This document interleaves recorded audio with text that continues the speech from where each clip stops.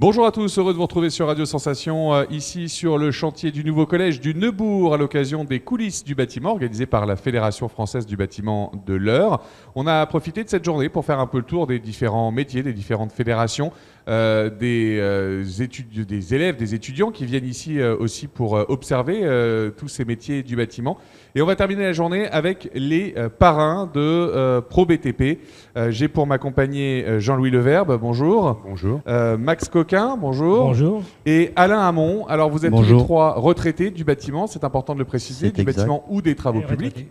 Et vous avez choisi donc d'encadrer, de montrer un peu ces métiers du bâtiment pour des jeunes qui seraient ou en recherche ou en découverte. Comment ça se met en place, ça? Comment vous intervenez directement auprès d'eux? C'est-à-dire que c'est par l'intermédiaire des missions locales, principalement, donc qui nous présentent des jeunes qui sont en recherche d'emploi dans le bâtiment, essentiellement pour nous.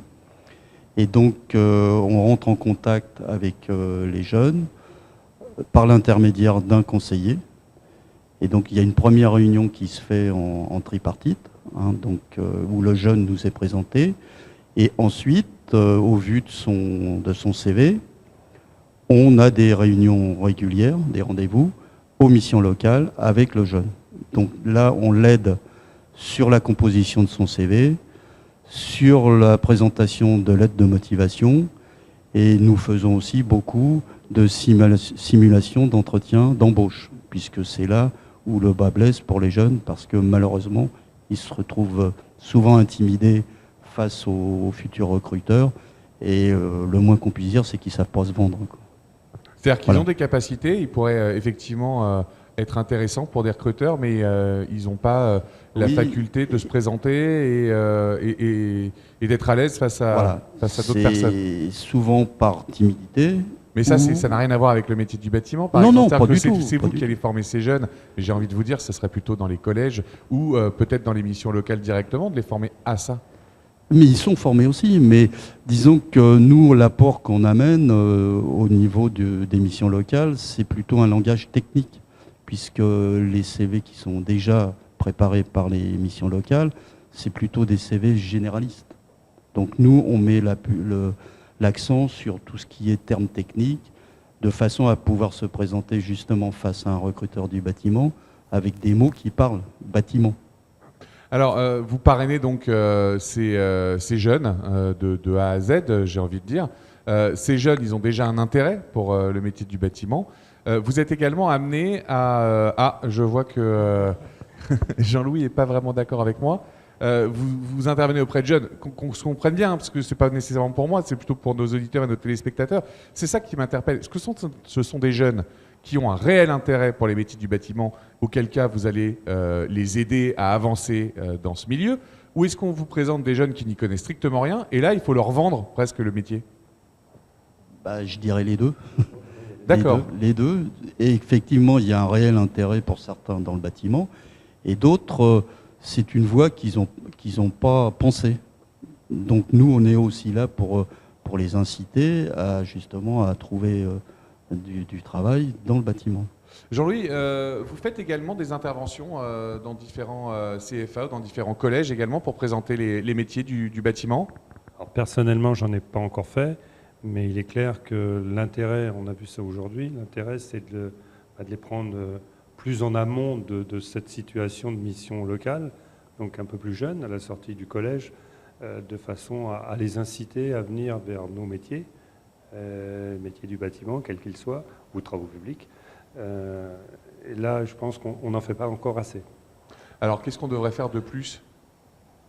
Plus de visites en ce qui nous concerne et plus d'informations, de demi-journées d'informations auprès de différents collèges, de façon à les inciter à venir vers nos métiers, quoi. Se rapprocher de l'éducation nationale. Ouais. Alors, l'éducation nationale, vous êtes en rapport quand même avec eux ou pas du tout? Pas assez. Pas assez. Pas assez. Un minimum quand même. Un minimum, mais, Un minimum quand même. mais oui. pas assez. Parce que, puisque l'intérêt du gamin qu'on trouve, c'est de l'envoyer en alternance au CFA, trouver un patron, l'alternance, trouver le patron, et là, C'est là que le bas blesse. Le bas blesse un Mais petit est-ce que c'est pas peut-être aussi par manque de motivation que les patrons ne sont pas nécessairement enclins aussi à embaucher les premiers qui arrivent? Parce que quand je vous écoute, j'ai l'impression que le jeune, on le prend, on dit tiens, bah, toi, on va te mettre dans le bâtiment, hop, on va te trouver un patron, et puis t'inquiète pas, tu vas aimer ça. Alors qu'il n'est pas oui, du c'est tout pour ça. prédestiné à ça. Rassurez-moi, il y a quand même une volonté du jeune de vouloir aller dans le Oui, bâtiment? oui, Ou oui, pas oui. du tout. Voilà. Sa seule Mais- volonté, c'est de mais trouver un travail.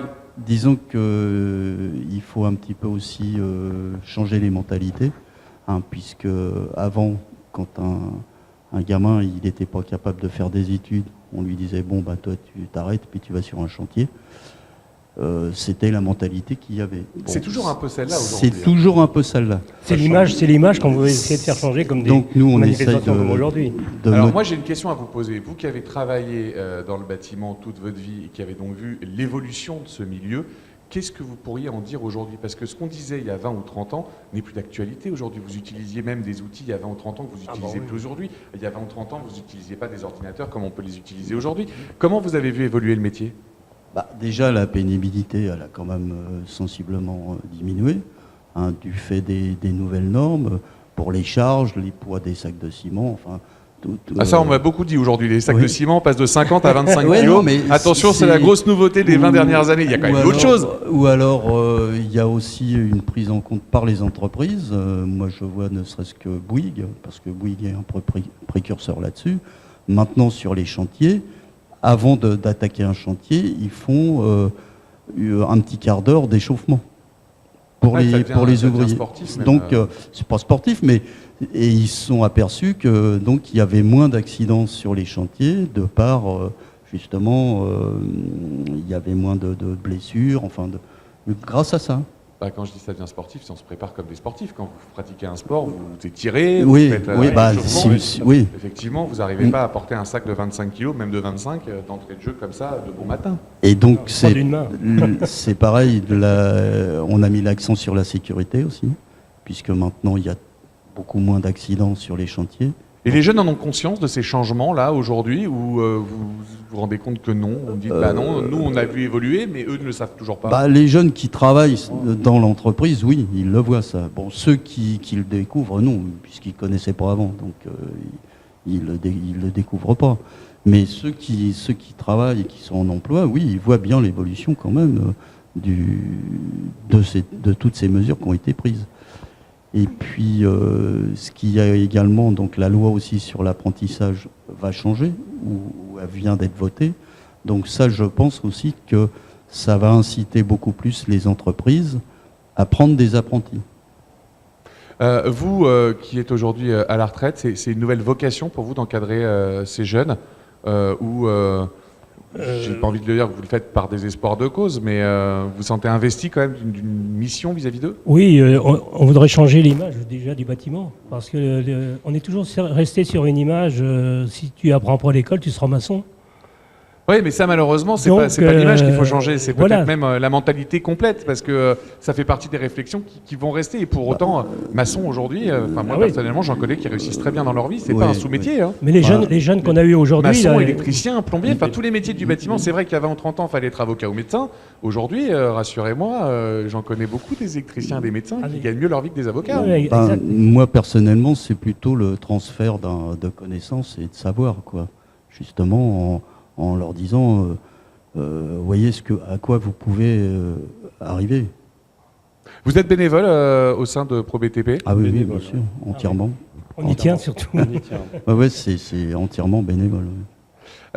Comment on fait pour vous contacter si une mission locale a envie justement d'avoir recours à vos services? Disons que c'est plutôt la démarche inverse. Hein. Ah, c'est vous qui allez nous directement voir allons vers démarcher les missions locales. Oui, plutôt. Ce serait pas plus intéressant que ce soit l'inverse, finalement? Parce que c'est vous qui apportez une certaine une connaissance du métier, Oui. et on a l'impression que c'est vous qui êtes demandeur de transmettre cette connaissance, alors que ça devrait être l'inverse. Oui, mais il y a des missions locales aussi. Oui, mais à Oui, partir... Ouais. Non, mais il y a des missions locales qui refusent une aide, et puis il y en a d'autres qui sont très, très contentes de nous voir arriver et qu'on les aide à favoriser des jeunes Ouais. à venir dans ces métiers-là, quoi. Disons qu'à partir du moment où on a fait le premier pas, donc Oui. déjà se faire connaître à la mission locale, on est très vite recontacté. Eh ben, merci en tout cas de nous avoir expliqué un petit peu tout cela, et puis merci de ce que vous faites pour tous ces jeunes et pour les métiers du bâtiment, de transmettre justement votre savoir. Merci donc Jean-Louis Levert, Marc Scoquin et Alain Hamon d'avoir été avec nous. Merci à vous de nous avoir suivis. C'est la fin de notre journée spéciale coulisses du bâtiment qui avait lieu donc sur le chantier du nouveau collège du Neubourg, un collège qui ouvrira en 2019. Vous pouvez retrouver l'intégralité de tous ces podcasts en audio et en vidéo sur notre site internet radiosensation.fr.